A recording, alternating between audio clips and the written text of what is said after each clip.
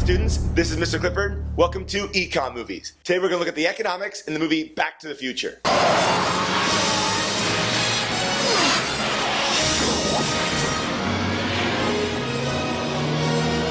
In this movie, Marty McFly travels through time to visit 1955, 1985, and 2015. Are you telling me that you built a time machine? Out of a DeLorean? And the more things change, the more things stay the same. What are you looking at, butthead? What are you looking at, butthead? Must be rough being named after a complete butthead. Economically speaking, 1955 was very similar to 1985. Now before we go any further, keep in mind that every economy has three goals. They want to grow over time, they want to keep unemployment down, and they want to keep prices stable. So let's look at the US economy back in 1955. Go, go, go, Johnny, go, Johnny, go, go. 1955 was a great year for the US economy. There was growth, prosperity, and a 7% increase in gross domestic product. But don't assume that everything was perfect. Remember, the GDP only shows how the economy is doing. It doesn't tell us anything about other important issues like racial equality, which sucked back then. Mayor!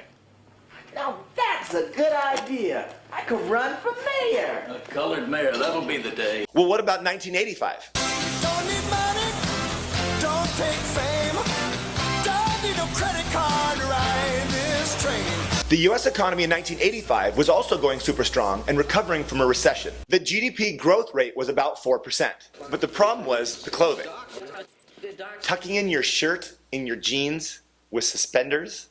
Ugh. The nominal GDP in 1955 was $415 billion. But there's a problem with looking at big numbers. They don't make any sense out of context. 1.21 gigawatts! 1.21 gigawatts! So giant numbers don't really make sense until you start comparing things. So let's try that again. The nominal GDP of 1955 was $415 billion. Compare that to the nominal GDP of 1985, which was $4.2 trillion.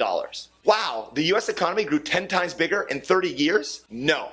The nominal GDP is not adjusted for inflation. Since prices were lower back in 1955, the value of all the goods and services produced, the nominal GDP, was also lower. For example, the price of a movie ticket back in 1955 was only 50 cents. In 1985, it was $3.50. The point is, the nominal GDP in 1955 is going to be lower because prices were lower. To see if we really produce more stuff between different years, we have to adjust for inflation and look at real GDP. So let's try that again. Using base year 2009 prices, the real GDP of 1955 was $2.78 trillion.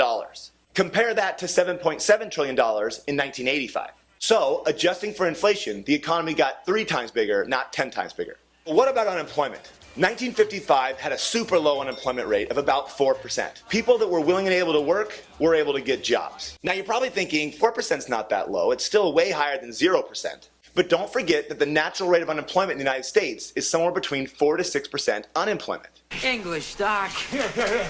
Let me illustrate. Allow me to explain. There's 3 types of unemployment: frictional, structural, and cyclical. The first one, frictional unemployment, is the idea of being between jobs. These are workers that are just entering the labor force, workers that are switching to different jobs, or people who get fired. No, I cannot be fired. I'm fired.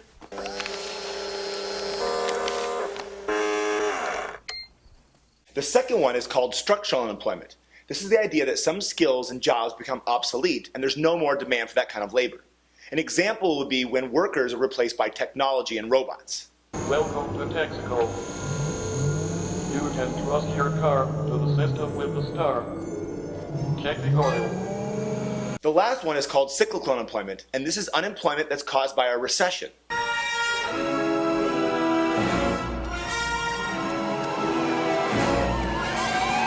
So if someone lost their job because the economy tanked, that's cyclical unemployment. Mr. Strickland, it's me, sir. It's Marty. Do you remember you gave me detention last week? Last week, the school burnt down 6 years ago. The first 2 types are unavoidable. Every economy is going to have frictional and structural unemployment. So the goal is not to have 0%. In fact, an economy is at full employment when we have 4 to 6% unemployment. That's called the natural rate of unemployment. Now what about inflation? 1955 had super low inflation. It was like less than 1%. 1985 had higher inflation, about 4%, but that's way better than the stagflation of the late 1970s. An oil crisis in the 1970s caused super high prices at the same time as a stagnant, slow economy. This is called stagflation. So there's a reason why Doc and Marty wouldn't want to go back to 1975.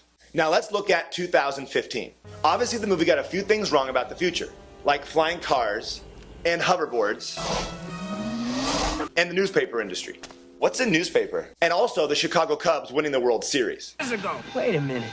Cubs win World Series. Sorry, Mr. Duffer. Wait, let's go back and look at that newspaper. If you zoom in, you'll notice something that would definitely affect our economy. 3 billion readers every day, our GDP per capita would just plummet. That's our GDP divided by our population. Instead of being ranked around the 15th in the world like we are now, we'd be somewhere around the 100th. In the end, it's the job of economists to look at all the different indicators, like GDP growth, unemployment, and the inflation rate, to find out how the economy is doing and see what it all means. It means your future hasn't been written yet.